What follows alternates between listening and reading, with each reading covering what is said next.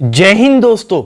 मोदी सरकार को झटका लगा है और वो मोदी सरकार जो 2019 में प्रचंड जीत कर आई थी, वो मोदी सरकार जब वो 2014 में सीटें जीती थी उससे कहीं ज्यादा 2019 में सीटें जीत कर आई थी। मोदी सरकार को लगातार 7 साल हो चुके हैं सरकार में रहते हुए। 5 साल वो जो उन्होंने कंप्लीट करें 2014 से 2019 तक, वहीं अब 2019 से 2021 चल रहा है, तो ये 2 साल हो चुके हैं सरकार बनाए हुए जो जब दूसरी बार चुनाव जीते थे। अब दोस्तों 2 साल हो चुके हैं, यानी टोटल 7 साल मोदी सरकार को हो चुके हैं।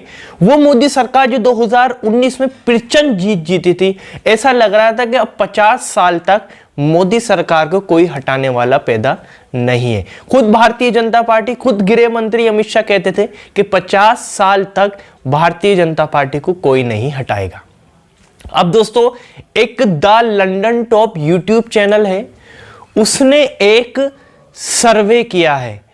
उस सर्वे में पूछा मोदी सरकार के 7 साल पूरे हो चुके हैं, क्या फिर अगर आज के टाइम में चुनाव होते हैं तो क्या मोदी सरकार फिर बनेगी या मोदी चुनाव जीतेंगे। दोस्तों मैं आपको सबसे पहले सर्वे दिखाता हूं कि सर्वे क्या पूछा गया और वो उस सर्वे में क्या निकल कर आया है। स्क्रीन पर देखिए, मोदी सरकार के 7 साल पूरे हुए हैं, आज के हालात पर चुनाव हुए तो क्या फिर जीतेंगे नरेंद्र मोदी। इसमें सबसे नीचे आपको दिख रहा होगा 1,10,604 वोट्स, यानी 1,10,604 लोगों ने इस सर्वे में हिस्सा लिया। और हिस्सा लेने के बाद जो फाइनल रिपोर्ट्स निकल कर आई है, फाइनल जो सर्वे निकल कर आया है, वो आपकी स्क्रीन के सामने है, जिसमें हां कहने वाले सिर्फ 19% हैं और नहीं कहने वाले कि अगर चुनाव होते हैं तो मोदी सरकार नहीं बनेगी, वो है 81%। दोस्तों ये तो सर्वे हो गया। अब ये जो सर्वे किया है इसी देश के लोगों ने किया है, इसी देश की एक एजेंसी है द लंदन टॉप, जो पत्रकारिता यानी एक न्यूज एजेंसी समझ लिए, देश में जो भी चल रहा था उसके ऊपर वीडियो बनाती है यूट्यूब चैनल पर। उसने एक सर्वे किया जिसमें हाँ कहने वाले 19% आए और नहीं कहने वाले 81% निकल कर आए।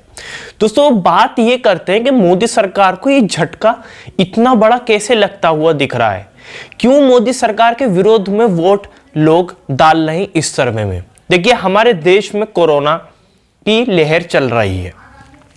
इस कोरोना से हमारे देश की जो स्थिति है वो दुनिया भर को दिख गई है, देश को दिख गई है, और देश ने के लोगों ने जो सहा है उस सहने के बाद इस सर्वे में निकल कर आ रहा है।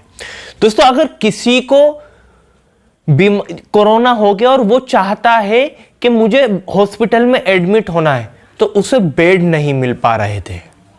दोस्तों जिसको कोरोना की वजह से सांस लेने में प्रॉब्लम हो रही थी, तो वो चाह रहा था कि मुझे ऑक्सीजन सिलेंडर मिले, तो दोस्तों उसे ऑक्सीजन नहीं मिल पा रहा था।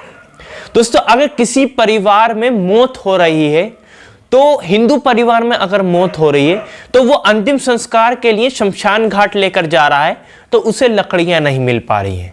अगर वो कहीं और जा रहा है तो वहां भी लकड़ियां नहीं मिल पा रही हैं। वो दोस्तों आपने देखा होगा, लाखों लाशें, हजारों लाशें गंगा के किनारों पर ऐसे ही पड़ी हुई हैं, दफना दी गई हैं, गंगा में बहा दी गई हैं। दुनिया में ऐसा कभी नहीं हुआ, और जब से हिंदू धर्म आया है, जब से ऐसा कभी नहीं हुआ कि